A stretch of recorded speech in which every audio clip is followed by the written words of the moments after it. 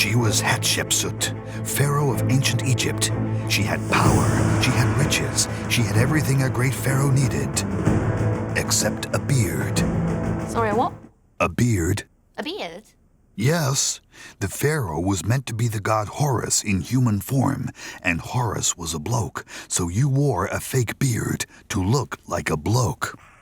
Oh, are you sure about that? Yes, quite sure. Here we go. Hatshepsut wore a false beard and dressed in men's clothes. Hang on, what? You dressed in men's clothes. Don't blame me. That's like just what you did. Oh, that's ridiculous. Hatshepsut, the queen who would be king, took the throne from her stepson and reigned over Egypt for 22 years, until she disappeared in mysterious circumstances. Her monuments destroyed and her name erased from history. Stop. What happened to me? You were murdered, probably by your stepson. He was pretty annoyed about the whole throne-stealing incident. Right, that's it.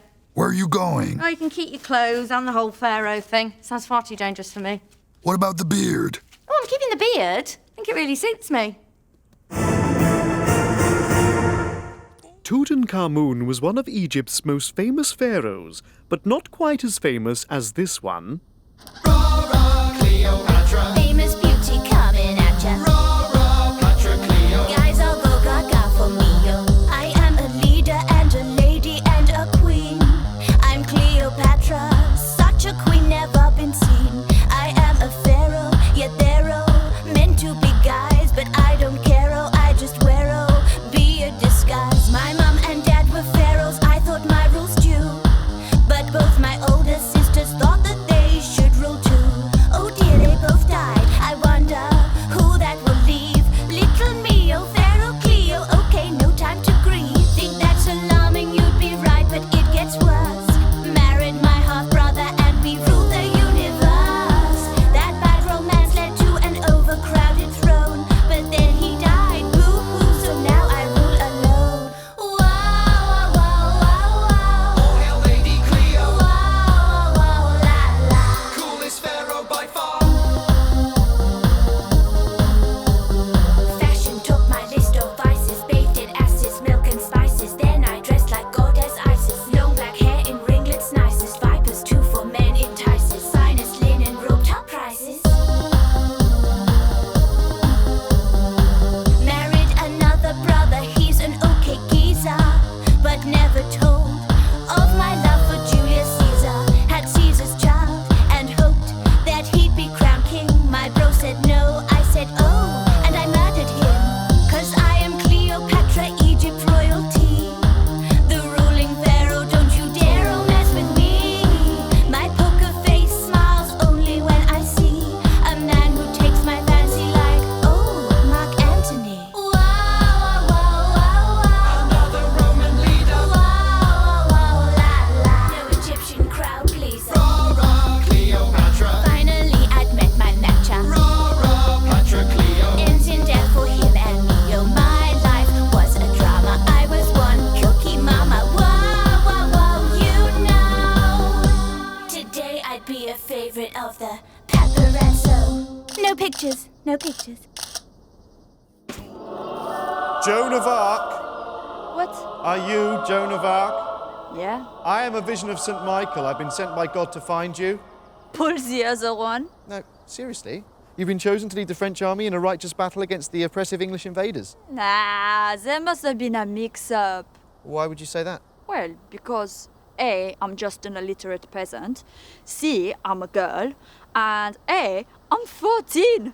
I mean, sweeping up and donning socks, I can do, but military leadership, not so much. Well, he definitely said. I mean, I wrote it on my hand and everything. Are you sure it wasn't John of Arc, the bloke next door? Someone call. John, have you been waiting on God to call on you to lead France in a glorious victory against the English? Yes, I have. No, look, it definitely says Joan. Right. Sorry, John. False alarm. Okay. Well, I'm just next door if you need me, so... Bye. Stay cool. Sorry, mate. So, What am I supposed to do? Well, you know, convene with God, predict the future, lead the French army to glorious victory, and restore the king to his throne. Bit sweeping up? Bet, yeah. Okay. Who will darn all the villagers' socks? Oh, I'm sure we'll think of something. Ow! This is definitely what God wants. I mean, look. OK, so Joan of Arc was just made up and silly, but Joan of Arc, well, she was real and went on to defeat the English at Orleans in 1429. Sadly, she was eventually captured by the English, who claimed she was a witch. Yeah, and they burned her at the stake. Well, what do you expect? This is Horrible Histories. Okay. Pamplemousse, baguette, and brie. Are you ready? I'm Joan of Arc from Domremy. Religious visions came to me. God said, save France from the English and make Dauphin Charles king. Dauphin means heir to the throne, but England claimed the crown as their own. We'd had 100 years of war. This girl had to do something, so I did it like a dude. Cut my hair, gave up wearing dresses, bought a pair of trousers, no blouse. I said I wanna fight Angleterre. Charles let me join the army. Though that might sound balmy, I proved impressive. Hit by an arrow and lived. English troops are overrunning. Defeated them at Patty. We saved old Leon, and Charles was crowned Trayvon. Me leading troops a long shot, but I was a lucky mascot. Inspired soldiers with bravery, fought injured and survived. But in 1430, Burgundians captured me. King Charles wouldn't pay my ransom. No one told me why. Being prisoner was not my style. Tried escaping from my captors vile, but then the English who'd fought me, bought me, made me stand trial. So where was King Charlie? He'd given up and left me in the English snare. Whole thing so unfair. Said put me in a nunnery. They said don't be for funnery. If you dress like a male, we'll put you in men's jail. Joan of Arc, you're charged with sorcery. You're just jealous because God speaks to me. You say you speak to saints. In this discourse, what language do they speak? French, of course. Ha! Now you're in prison, they have failed you. I say it's God's plan that you're my jailer. Here's a trick question in that case. Do you think that you are in God's grace? If I am not, may God put me there. And if I am, may God so keep me. Oh, your smart remarks go round the houses. You're guilty of heresy and wearing men's trousers. Despite my testimony, condemned for reasons phony, but my will did not break, so they tied me to a stake. Burned alive was my destiny, and here is the irony, my death led France to put on war paint and crush the English, so now I'm a saint.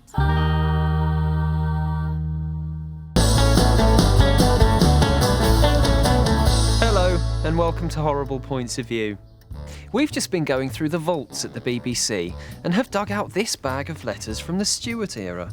A number of them concern a recent performance of Shakespeare's Romeo and Juliet. What's the problem, guys? It's one of my absolute favourite plays, but when I went along to the theatre, I was shocked to find the part of Juliet being played by a woman. I mean, a woman! Playing the part of a woman? Who ever heard of such a thing?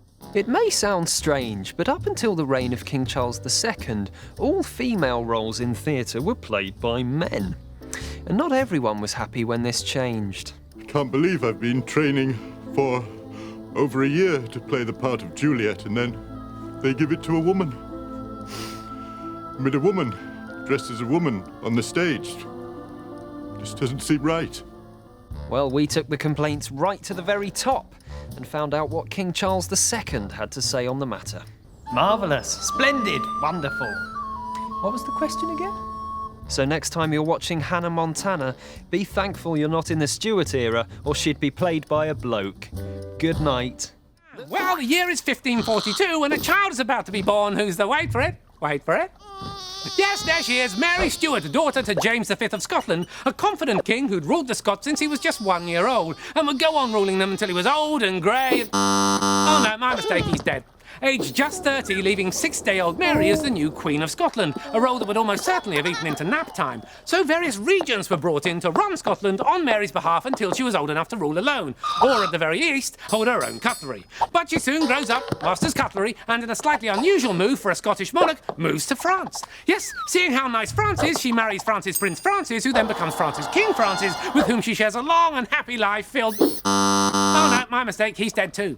Killed by an ear infection, which I think we can assume got quite bad. So Mary is ousted from France, returns to Scotland and decides to marry her cousin this time, a certain Lord Darnley, who, despite being about as popular with the Scottish nobles as a dust-covered cat in an allergy clinic, enjoys a long and happy marriage which... No, scratch that. It seems that rumours start circulating of a romance between the married queen and her private secretary, David Rizzio. Luckily, though, Mary completely denies these rumours, which means that Rizzio can go on to live a long and happy life filled with... No, didn't think so. Yes, despite bravely hiding behind the now pregnant queen, Rizzio is dragged away by a mob of Lord Darnley's friends, stabbed 56 times and thrown down some stairs, leaving him very likely dead. But with Rizzio out of the picture, the way is clear for Mary and Lord Darnley to enjoy that long and happy marriage, which I mentioned a few short... Should have guessed. Darnley's dead too, killed in a very weird explosion at his house. The sort of weird explosion that also strangles you and dumps your body in the garden. Which, if we look at the suspicious death-ometer, yes, highly suspicious, and for good reason. Because it turns out that Darnley was probably murdered by a Scottish noble called the Earl of Bothwell, who I imagine the now widowed Mary hates more than anyone else on the... No, my mistake, she's married him. Did not see that coming. But marrying her dead husband's murderer does not go down too well with the Scottish people, who forced Mary to hand her crown to her baby son, James VI, and run away to England. Luckily, Mary's cousin, Elizabeth I, welcomes her to England with open arms and... I cannot get a break today. Now it seems that Elizabeth throws Mary in jail because she's worried that Mary might try and murder her and steal the English crown, which is something that would never happen in a million years of... No, come on now. I mean, yes, there is a plot to place Mary on Elizabeth's throne, but that's hatched by an Italian banker called Ridolfi and the Duke of Norfolk, so it's nothing to do with Mary herself, who would never do anything as awful as hatch a plot to kill her own cousin in... Will you please just... OK, yes, fine. I mean, I suppose Mary does have a hand in the next plot to kill Elizabeth, the Babington plot, because it's Mary's own letters about it that leads to the plan being discovered. But I'm sure Queen Elizabeth will react in a calm and measured... I was joking! That was a joke! Honestly, Elizabeth reacts to the discovery of the plot by signing Mary's death warrant, and despite a last-minute wobble over whether or not to go through with it, Elizabeth finally has Mary, Queen of Scots, executed on 8th of February 1587, at which point the executioner discovers she wears a wig when he tries to pick her head up by the hair. That happened! That actually happened! It did! Honestly. And her lips kept moving for a quarter of an hour after she died. Well, that's an eyewitness account! I'm telling you that... Stop making the break! That's it, I'm turning that off. No, I've had enough with it. We'll see who the clever man is now, won't we? Famous Scot Bonnie Prince Charlie thought he should be King of Britain. So he led a rebellion against George II. But his army was heavily defeated at the Battle of Culloden, and Charlie needed help to escape. Oh, hello. I'm just canvassing opinion on the young pretender Bonnie Prince Charlie, who recently failed in his attempt to overthrow King George II. Do you think he's A, absolutely awful and you'd turn him in a heartbeat? B, basically alright, but you wouldn't want to meet him? Or C, a good Scottish lad who you'd definitely help if he came to your door doing a silly voice? C. Oh, thank goodness for that. Bonnie Prince Charlie? The very same. What on earth are you doing out here in the Hebrides? I'm on the run. King George II wants me dead. For some reason, he didn't like me going to war against him. I can't imagine why. No, nor I. Given I am the last legitimate heir to the House of Stuart and so the rightful heir to the throne of Britain. If you say so. Now, I can arrange safe passage to France from the Isle of Skye, but I cannot get to Skye on my own. So, what do you say? Will you help our handsome prince? Maybe. What's his name? I meant me. Oh, right. Of course. Now, the king has put a £30,000 price on my head, so the challenge is going to be getting me to Skye without being spotted. Don't you worry. I have everything we need. Oh, great, thanks. Honestly, it's been a nightmare, all this running and hiding. I mean, Can you think of anything more humiliating than a man of royal blood having to skulk around the moors like... Apparently you can. If anyone asks, your name is Betty Burke and you're my Irish maid. Can you do an Irish accent? Top of the morning to you. Maybe I'll do the talking. Well, what do you think? That you make a more convincing Irish maid than you would a king. Well, people do say I'm bonny.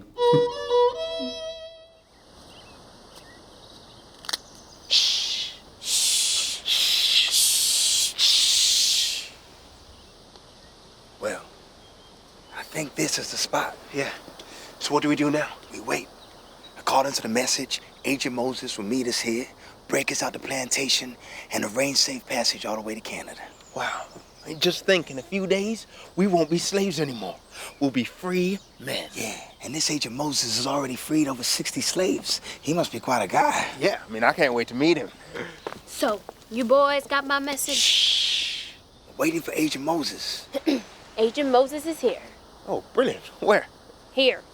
I'm Agent Moses. You're Agent Moses. You look like my mama. Well, we just expected you to be a dashing young man. Yep, that's what they all expect. Especially the slave owners trying to catch me. Oh, so that's why you're so good at this. Yep. I'm the last person they'd expect to be freeing a whole bunch of slaves. Besides, I got myself a few disguises in case of emergency. Let me guess. Big false beard. Glasses and a wig. Always glasses and a wig. No. Even better. A newspaper. A newspaper? You gotta be kidding me. Hey, who's there? Who goes there? Stop, slave! What? Oh, my apologies, ma'am. I thought you might be one of those troublemaking slaves, but you're clearly an educated woman reading a newspaper, aren't you? Indeed. Well, good evening, ma'am. You too. Wow, that's amazing. That's nothing. Wait till you see my ultimate disguise. Lady carrying chicken. Lady carrying a chicken? Now you got to be having us on. Hey, what now? Who's there? Hey, what's all that noise? Stop, slave! What? Oh, my mistake. It's just a lady carrying a chicken now. Now look at that funny little chicken. Oh, I love a chicken. Well, evening, ma'am.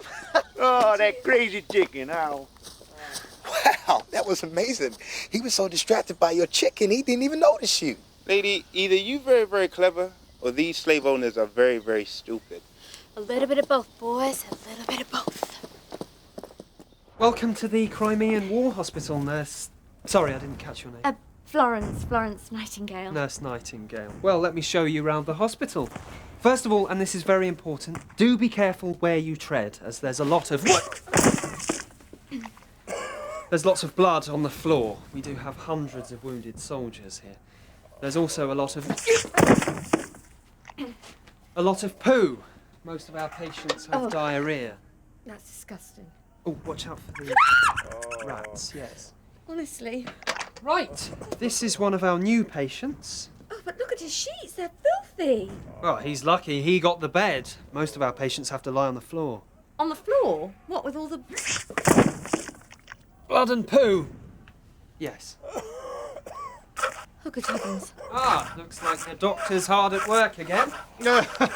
It's just run-of-the-mill operations round here, really, mainly cutting off limbs with a blunt saw. A blunt saw, but that must really hurt. Well, yes, I have got a bit of a stiff shoulder. I just try and ignore it. With all the rats around, it's very important we dispose of amputated limbs properly. Oh, at last, some basic hygiene. Jeff! He loves his feet. Right, I can see we need to get this place cleaned up. Let's start with... Blood and poo, yes. I think this really suits me, don't you? Oh.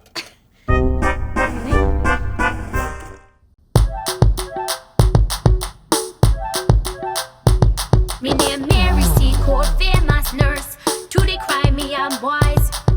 No, me not Florence Nightingale, that mix up me a noise. Me learn me skills in a Jamaica when me mother nursed is sick. And I think it my destiny, child, to be a war medic. If you're coughing, then you should have a drink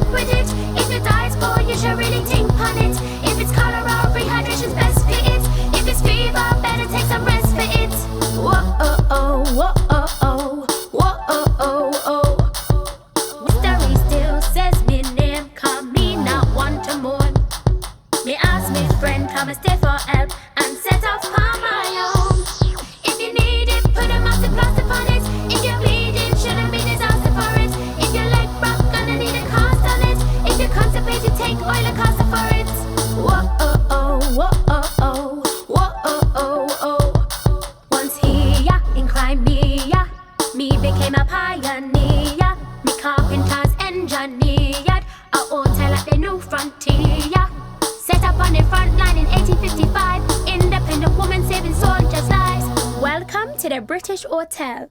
Me boarding house became the aunt of the great and good. Though it wasn't glamorous, it was built of old bits of wood. Supplied the troops with kit and clothes, served both the rich and poor. Me nurse right on the battlefield, while Florence worked far from the war. I'm a nursing lady, put a splint on it. Me see a wounded man, better sprint to it.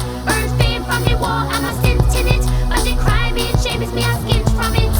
When the war was done, me never have a dime, despite the work me do. Bankruptcy was mine. I'm a fierce lady, never faced by it. Wrote a book and earned funds raised by it. Me hotel men own their lives to it. Going down in history, that's me prize for it. Grace, darling, you've got a fan letter. Fan letter for me, Father?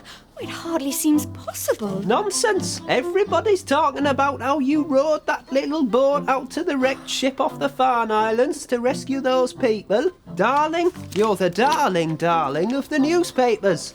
Of course, it was actually me who rowed the boat out to the wrecked ship. All you did was keep it steady while I carried the injured people aboard, but nobody seemed very interested in me. Dear Grace, I was so inspired by your strength and bravery that I've painted a picture of you and put it on my wall. Do you think I might have a lock of your hair? Oh, what a charming letter. Of course you may.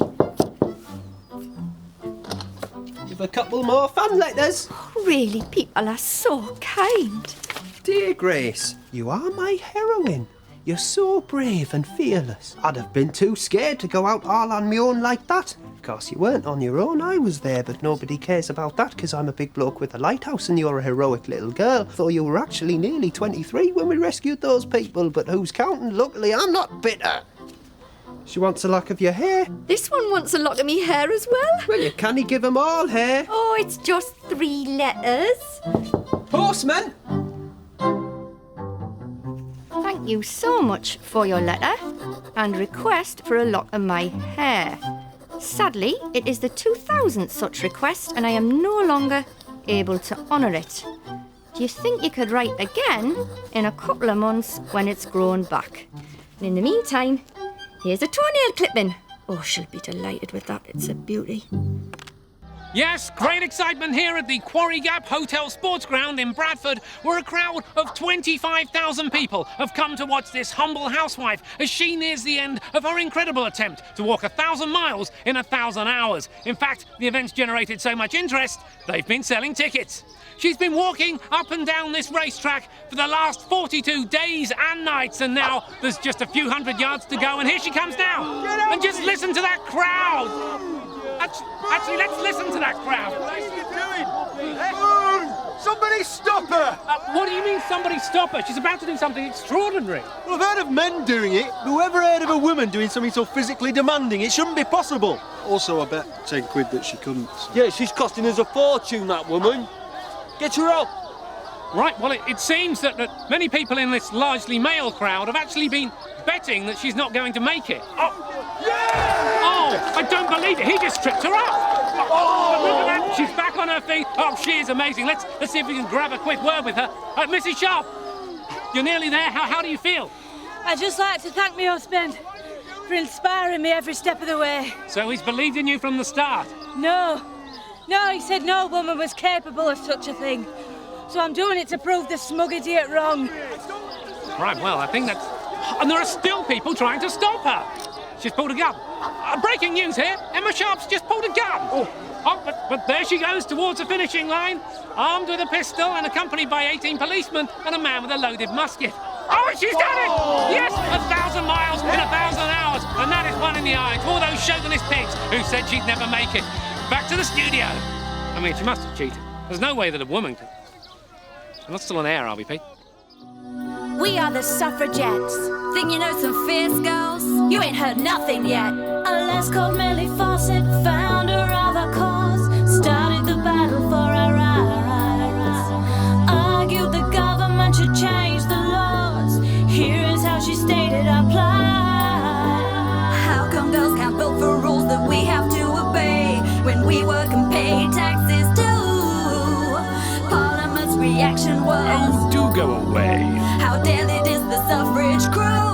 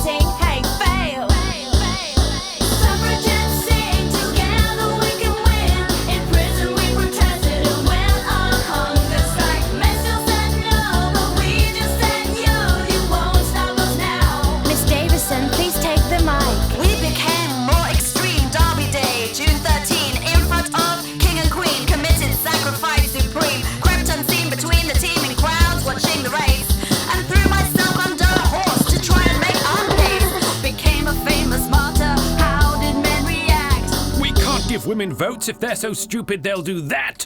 Seemed our cause was lost when World War came along. Our suffragette reaction was to wave our protest goodbye for while so long. Took patriotic action. Put down our banners saying give us votes instead. Supported the men's fight. Worked to help them win the war, so guess what they said? Okay, ladies, you were right.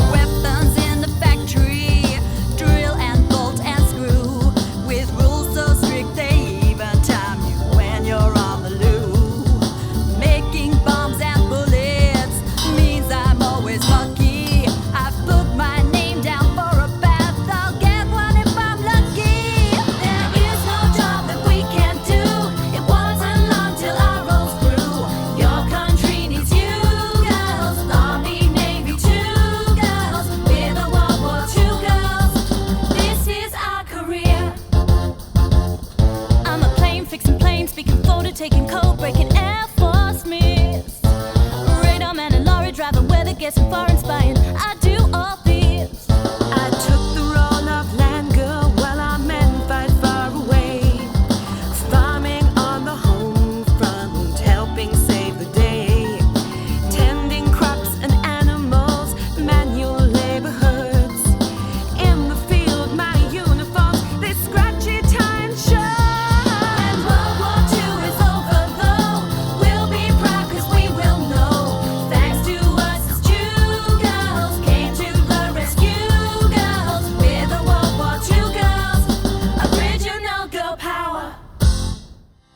Welcome to 1951, where I'm here to interview the greatest English football striker of all time. Sorry, do you mind moving along, please, love? You just clear off. I'm here to interview the all-time greatest English football striker. Are you looking at her? What, really? Yeah. My name's Lily Parr. I scored over 900 goals in my career. I scored 43 goals in my first season, and there were only 14 at the time. Wow, that's impressive. In 1920, 53,000 people turned up at a ladies' match at Goodison Park, and I was star attraction. Well, should we carry on the interview then? Let's do this. Okay.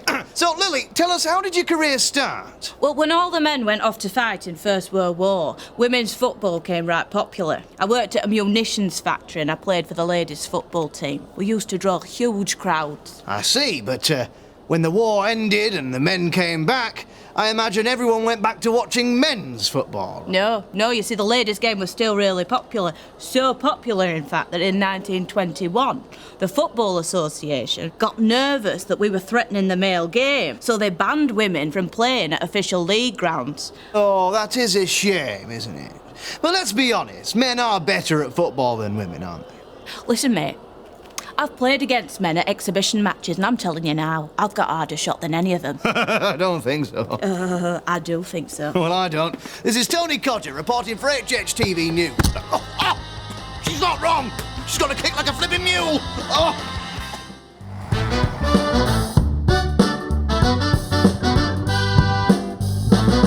I'm Rosa Parks. My story marks the first step towards civil rights.